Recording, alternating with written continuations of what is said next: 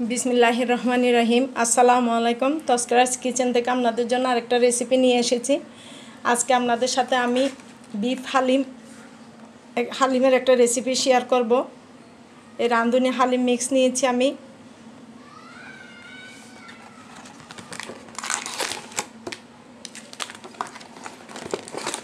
এখানে 2টা প্যাকেট থাকে, এটা আপনারা সবাই জানেন। একটা মশলা মাংস রান্না করার জন্য, আর একটা হচ্ছে ডাল। এবার আমি ডালটা ভিজিয়ে রাখবো। এই ডালটা প্রথমে একটু গরম পানি দিয়ে ভিজিয়ে রাখতে হবে। প্যাকেটে 15 মিনিট বলে, তারপরে 1 ঘন্টা মতো করে ভিজিয়ে রাখলে ডালটা ফুটতে কিন্তু খুব সুবিধা হয়। অনেকক্ষণ সিদ্ধ করলেও কিন্তু ডাল ফুটে না, এই জন্য একটু বেশি করে সিদ্ধ করে ভিজিয়ে রাখতে হয়। আমি টাটকা গরম পানি দিয়েছি,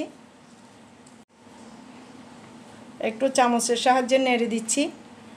নেড়ে আমি ঢাকনা দিয়ে 1 ঘন্টা মতো আমি রেখে দিব। এইটা এবার আমি হালিমের মাংসটা রান্না করে নিব। আমি হালিমের জন্য একটু হাড্ডি মাংস নিয়েছি, প্রায় 500 গ্রাম মতো। মাংসটা হচ্ছে যার যার পছন্দ মতো দিবেন। এখানে বড় সাইজের 2টা পেঁয়াজ কুচি দিলাম। দিচ্ছি 1 চামচ রসুন বাটা, আর 1 চামচ দিচ্ছি আদা বাটা।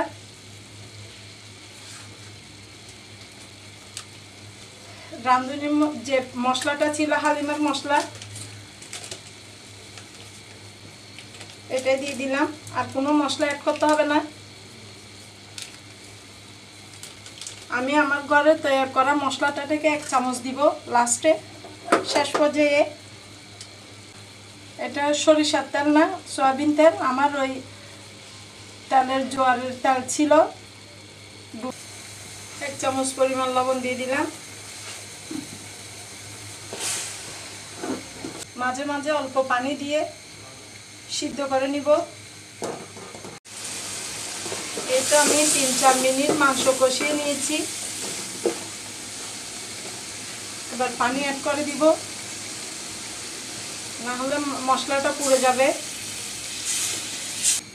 আপাতত এই পানির মধ্যে আমি প্রথমবার সিদ্ধ করে নিচ্ছি। পানি শুকিয়ে গেলে, মাংস হাড্ডি শক্ত থেকে গেলে আমি আবার পানি দিয়ে রান্না করে নিব। এই তো আমি ডালটা ব্লেন্ড করে নিয়েছি। কতটা মিহি হয়েছে দেখেন, একটু দানা দানা ডাল নেই। দিয়ে মিডিয়াম আছে আমি মাংসগুলো সিদ্ধ করে নিয়েছি।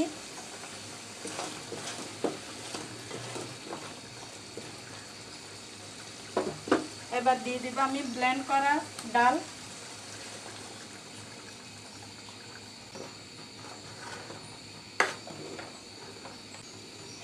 এবার পানি অ্যাড করে দিব।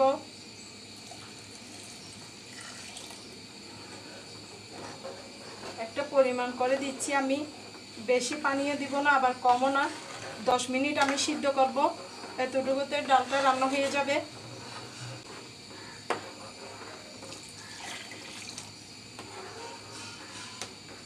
প্রায় 1 লিটার মতো পানি দিয়েছি। এবার চুলার আঁচটাকে হাই করে দিলাম।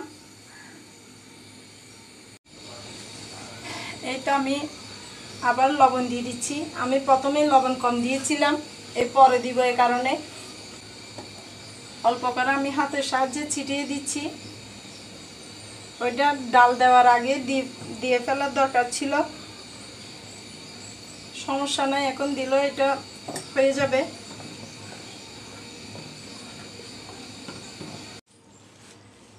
চারটা কাঁচামরিচকে আমি একটু করে হালকা ফালি করে করে দিয়েছি। আমি আর ঘন করব না, এবার একটু বাগার দিব।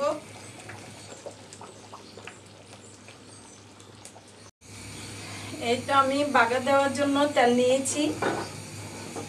এই তেলের মধ্যে আমি 2টা মাঝারি সাইজের পেঁয়াজ দিলাম, একটু বেরেস্তা করে নিব।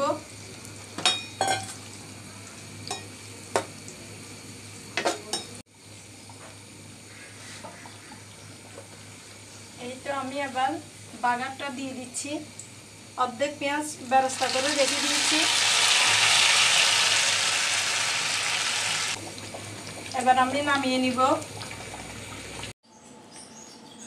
আমার বিফ হালিমের রেসিপিটা আপনাদের ভালো লেগে থাকলে আমার রেসিপিটাকে একটা লাইক দিবেন, কমেন্ট ও শেয়ার করে দেবেন যেন সবার কাছে পৌঁছে যায়। আপনাদের সবার সহযোগিতা কামনা করছি। আজ এই পর্যন্তই। আল্লাহ হাফেজ। আসসালামু আলাইকুম।